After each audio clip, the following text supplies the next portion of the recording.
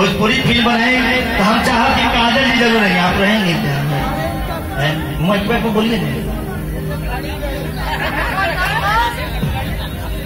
जरूर करूंगी आपके बुद्धि। हेलो, मेरी कसम। आपकी कसम।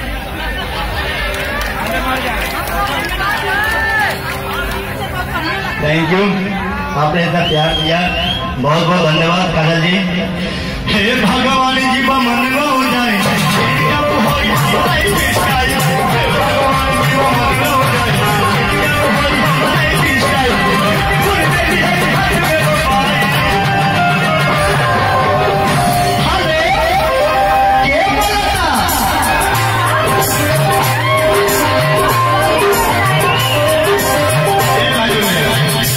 आप इतना जोर जोर से बजाते हैं कि काजल जी का आवाज भी चुप जाता है। एक मिनट रुक जाए। हेलो, यार आवाज तो नहीं यार काजल जी ने। हेलो हेलो हेलो, मुझे तो इतना ही आता है। हम तो बबली बोलता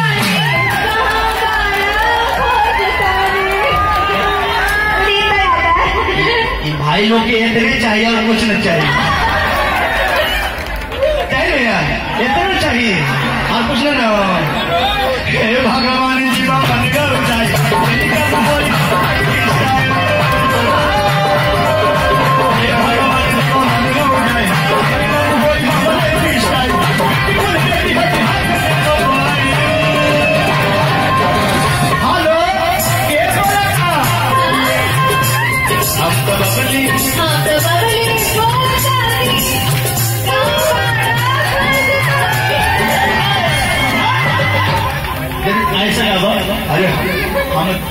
अरे गाइए, आप गाती हैं, अच्छा गाते हैं, भैया लोग पसंद कर।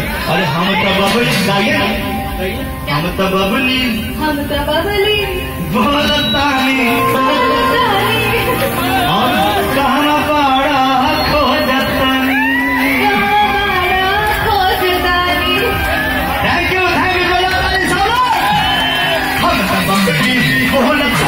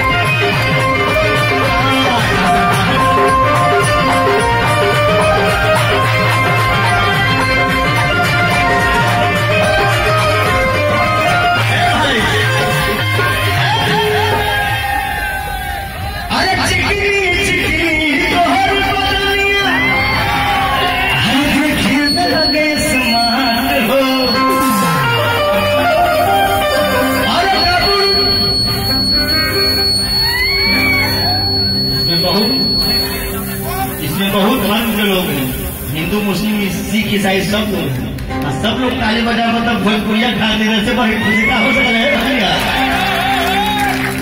अरे चिकनी चिकनी तोहर बदनिया, अरे देखे में लगे समात हो। अरे कबरू जवान के बात छोड़ा, अरे बूढ़ों के घर हाथ हो।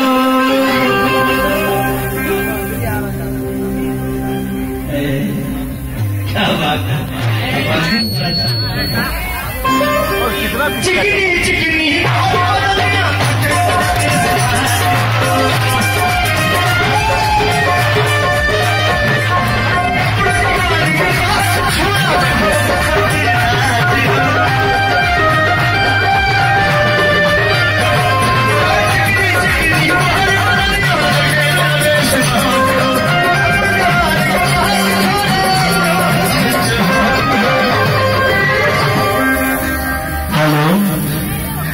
तो बबली भैया कहे तापा दौड़ करता है। अरे दादा हम तो बबली। आप लोग बैठ जाइए, प्लीज बैठ जाइए। आप लोग या लोग बैठ ही रहिए। हाँ बैठ जाइए, सब लोग बैठ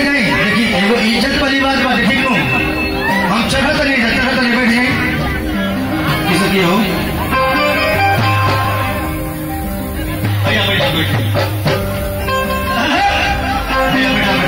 बैठ जा भैया, भैया पीछे वाला के डिस्टर्ब होगा, प्लीज बैठिए ना, बैठिए ना, हाथ में आवाज नहीं, बैठिए, बैठ जाइए ना आप लोग।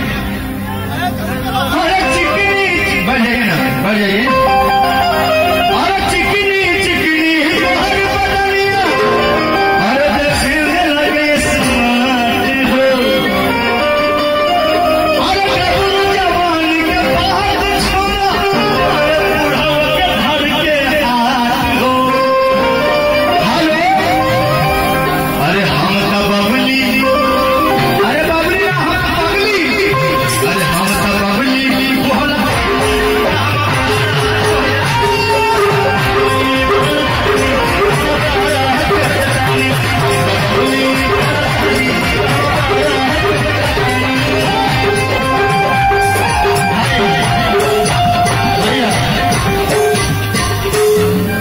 आप लोग नहीं बैठेंगे, आग्रह करते बैठ जाइए भैया, या लोग कुमार भोजपुरिया की इज्जत करें, आप लोग बैठ जाइए, सब लोग बैठ जाइए भैया, प्लीज आप लोग बैठ जाइए प्लीज भैया। हाँ थैंक यू, आप लोग बैठ जाइए, थैंक यू।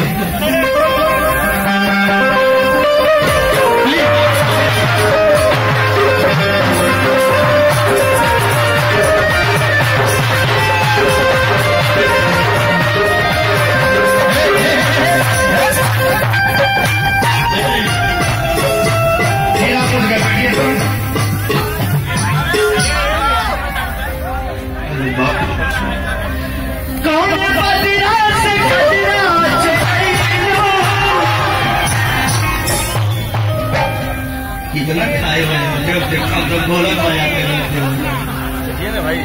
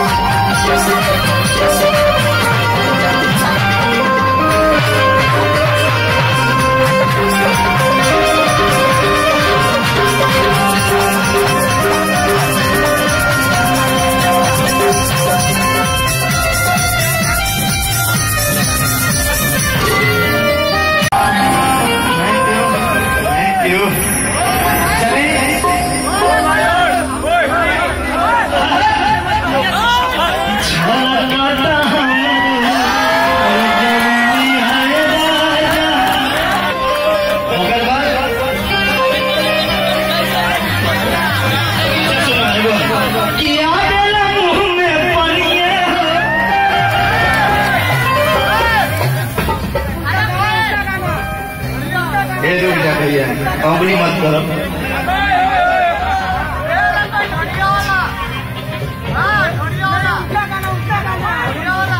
इधर आवे कि छलकता हमरो जवनिया राजा एगो अपना